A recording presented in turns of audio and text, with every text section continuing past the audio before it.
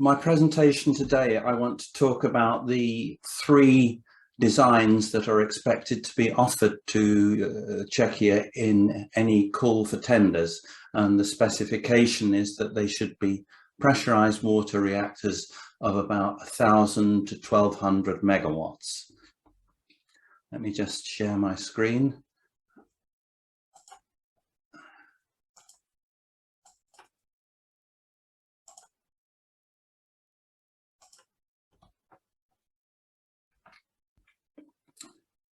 So in detail, what I want to talk about are the criteria to evaluate bidders. What questions should you be asking about the designs that are being offered? The three designs that are being offered are the French FramatomeEPR 1200, the American Westinghouse AP1000, and the Korean APR 1000. And then when I've discussed those, I want to talk about the common issues that are worth thinking about for all the designs. So the criteria that you should be asking yourself are the vendor credibility. What is the reputation of the vendor? Can you trust them? Then clearly you need to ask about the price. What is the price that they're offering for their plant? Then you need to ask about the availability of finance, because that's almost the most difficult issue if you want to build a nuclear power plant, how to finance it. And if you exclude Russia and China as suppliers, then there is a problem. They would supply finance, but France, the United States and Korea have shown no sign of being willing to offer loan guarantees. So Czechia would have to find the finance itself. Then you need to look at the construction experience. How long does it take to build the plants? What are the problems that occur? Then the operating experience, and finally, the ability to satisfy European safety requirements. So let's start with a Framatome EPR. And the most important thing to say here is that the experience with this design is of a much larger design than would be offered to Czechia. The 8 reactors that are either in operation or under construction are 1,600 to 1,700 megawatts. So what would be offered to Czechia would be a scaled down version of that, which is not yet fully designed, which has no other sales project, and that has consequences. The large EPR, the one that is being built in Finland, France, United Kingdom, and is in operation in China, has been reviewed by all those safety authorities. So getting safety approval should not be a major issue. The first design first reactor of that design was the Olkiluoto plant, which was construction started in 2005. We are now in the testing phase, starting in March of this year. It's expected to go into a commercial operation in September, but that could be delayed. The forecast cost was 3 billion euros. The actual cost is in excess of 10 billion euros. Ariva, the French vendor, gave a fixed price contract.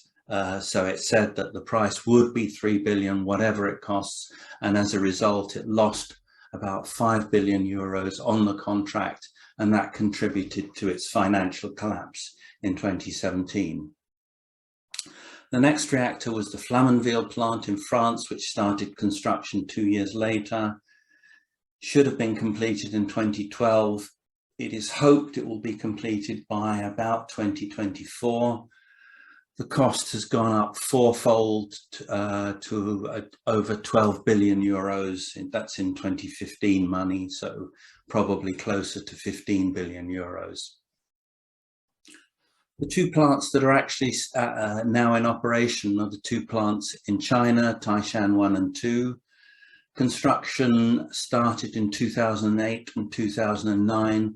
and took about 10 years. So unlike other reactors in China, there was a significant delay of about 5 or 6 years there.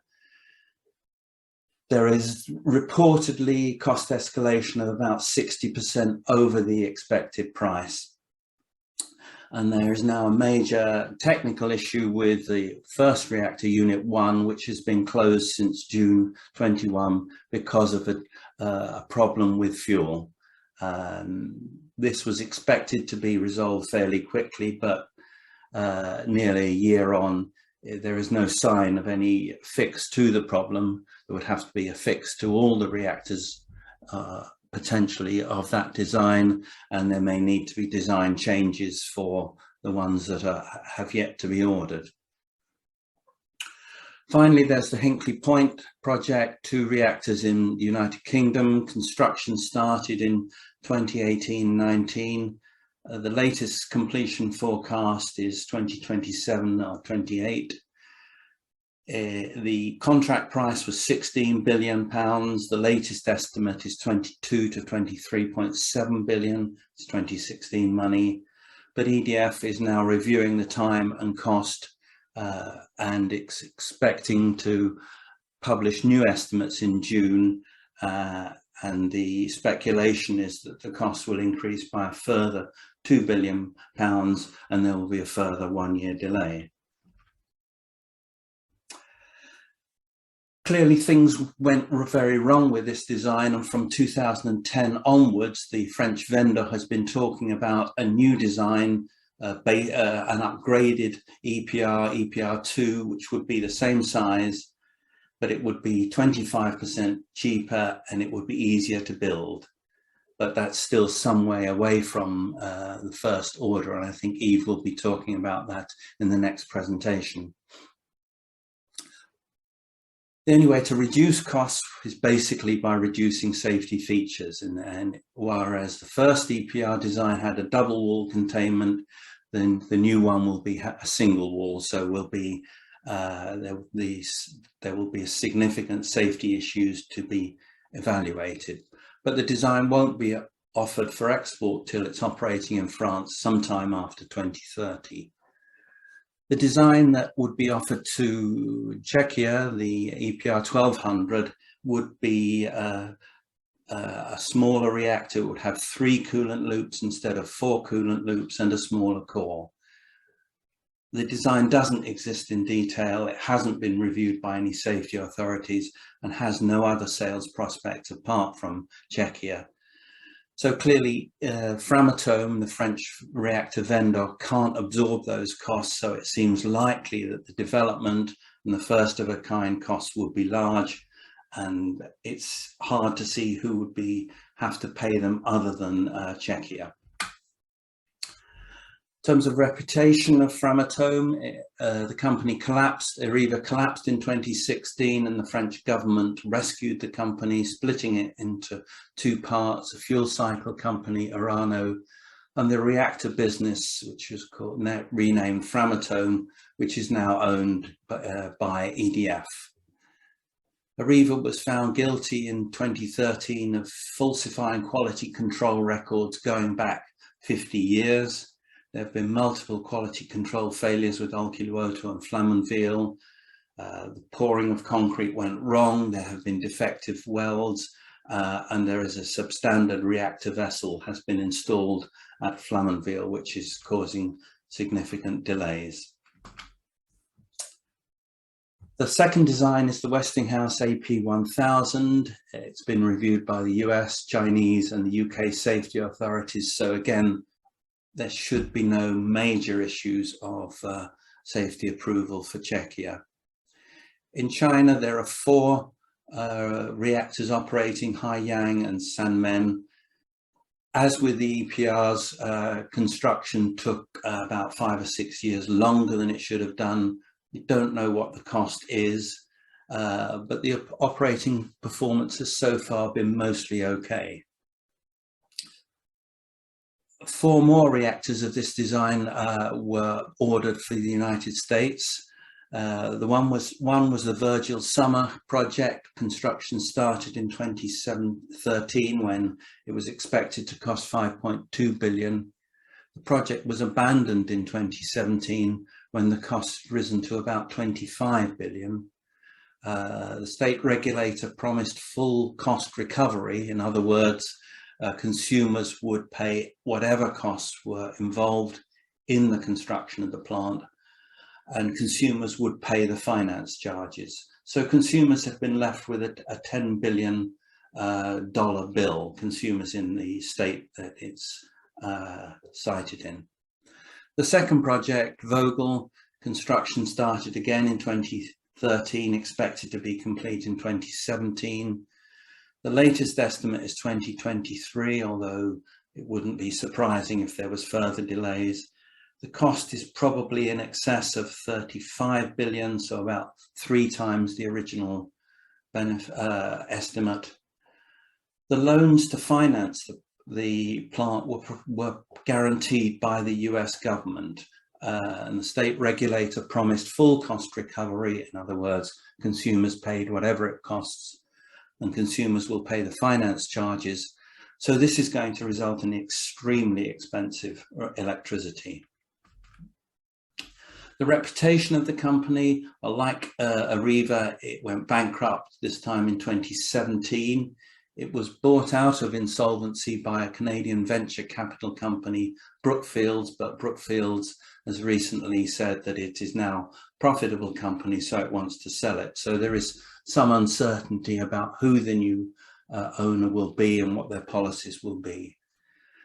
There are criminal charges against former Westinghouse executives who are being investigated because of misleading statements made about the Summer project. There have been multiple quality control violations found at the Vogel site. The third option is the Korean APR 1400. Again, it's too large for Czechia, so what would be offered to Czechia would be a one-off scaled down version of this. The APR 1400 was licensed from an American company. It's a 1990s design. 2 are complete in Korea. They took 8 to 10 years to build instead of the 4 to 5 expected. There were long shutdowns in 2018 at one of the plants because of the defective pilot operated stress release valve, and I'm not going to try and explain that, but that is a serious generic issue for all reactors of this design. It's an important safety critical component. 2 have been under construction in Korea since 2012-2013. They're nearly complete, but 4 to 5 years late. 2 more under construction since 2017-18, again 3 to 4 years late. So the construction record is poor. 4 are under construction in the United Arab Emirates since 2012 to 2015. They are all about 5 years late. 2 are, one is in operation, 1 is in the testing phase, and the other 3 are still under construction and late. The design has been reviewed by the US and Korean authorities, but no safety regulator existed in the UAE when the plant there was ordered, so it didn't undergo any safety review. The design that has been built in Korea and the United Arab Emirates doesn't have the safety features that would be required in Europe. And the Ariva CEO said the APR design built in the UAE and Korea was like a car without airbags and seat belts. There is a European design that is said to be available, but it's not been reviewed yet. The version offered to Czechia doesn't exist in detail, hasn't been reviewed by safety authorities, has no other sales projects apart from Czechia. So as with the EPR 1200, there will be development and first of a kind costs, which would be large, and it's hard to see who would be paying them other than Czechia. Korea has very little export experience. Its only experience was to the UAE, and there are design and quality issues.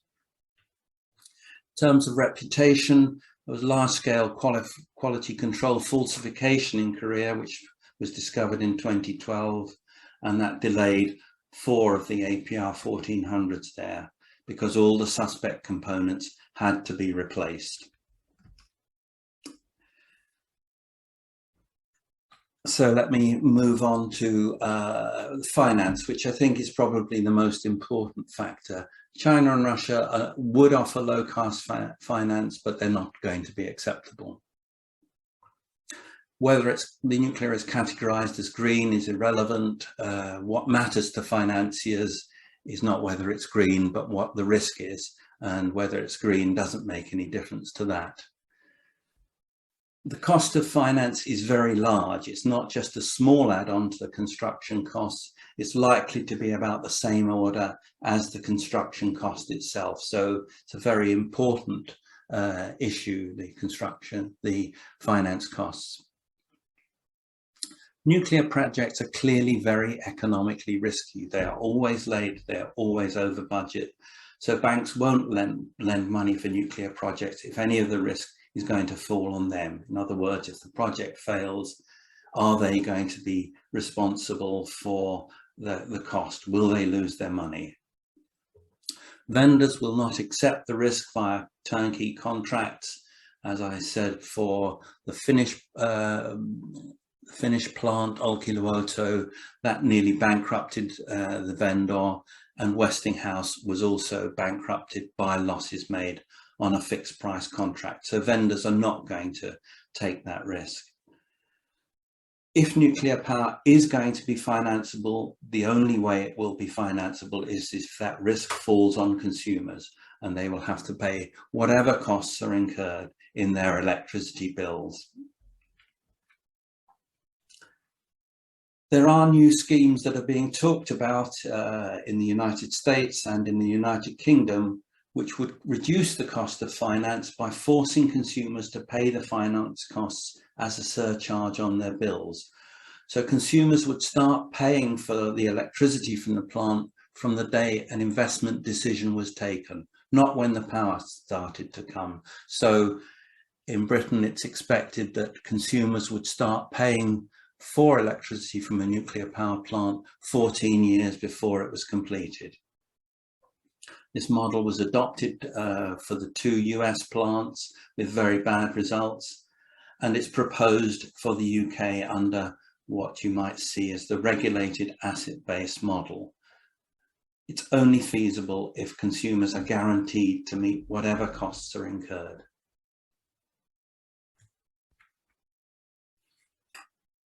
We move on then to the power purchase price. 2 main options: a fixed power purchase price, in other words, the kilowatt hour price is fixed, or a variable price that goes up and down according to the costs.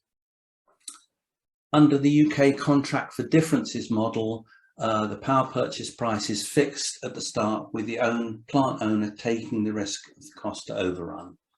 So the consumers will pay a fixed price, whatever it costs EDF to build the plant. The power purchase price was set at £92.5 per megawatt hour in 2013, when the construction cost was expected to be £14 billion. Construction cost is now probably closer to £25 billion, but the power purchase price cannot increase. So it seems likely that EDF will lose heavily on this contract, and EDF has said it won't use the model again. So I think the contract for differences model is not going to be an option for Czechia. The other option is the variable price, and that's how most projects are going to be priced, where the price of power will be whatever it costs to generate it. And if the costs are high, then the cost of electricity will be high. That will make the plant more likely to be financeable, but effectively consumers are signing a blank check. They will have to pay whatever it costs.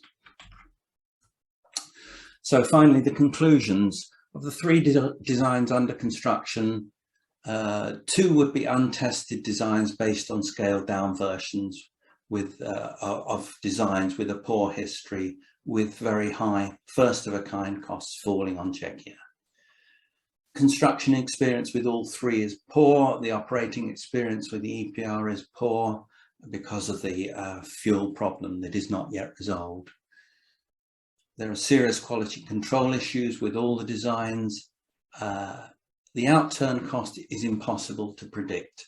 What is clear from the history of these designs is that the price that was anticipated when the order is placed bears no relation to what consumers will actually have to pay, because reactors are always late and always over budget. Finally, the reputation of all three vendors is poor. Two of them have recently gone bankrupt, and two of them are guilty of large-scale quality control falsification. Thank you. Moc děkuji, pane profesore. Nám se tu mezi tím objevil poměrně zajímavý dotaz z publika, který bych vám ráda předala.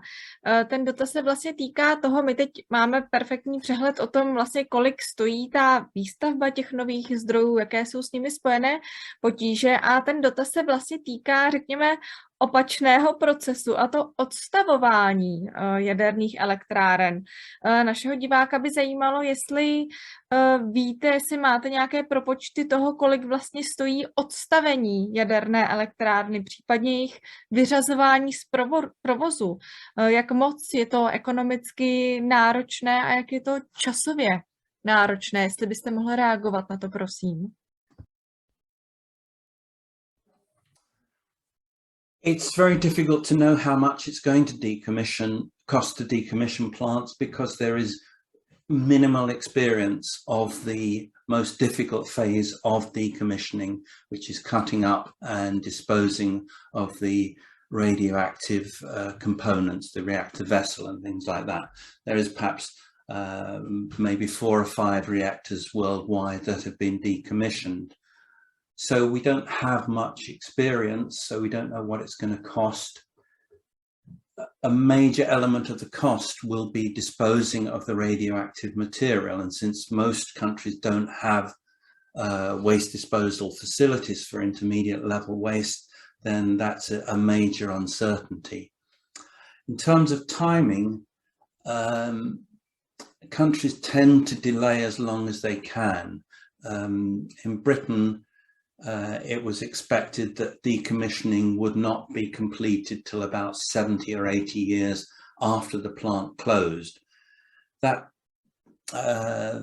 policy is under review now, because some of the plants that have been closed are now in very poor condition and are at risk of falling down. So we clearly can't leave them for 75 to 80 years. That makes the job more difficult, because the components are more radioactive, and it also puts more pressure on the need for waste disposal facilities, which we don't have in Britain, and which we're not likely to have till sometime after 2050.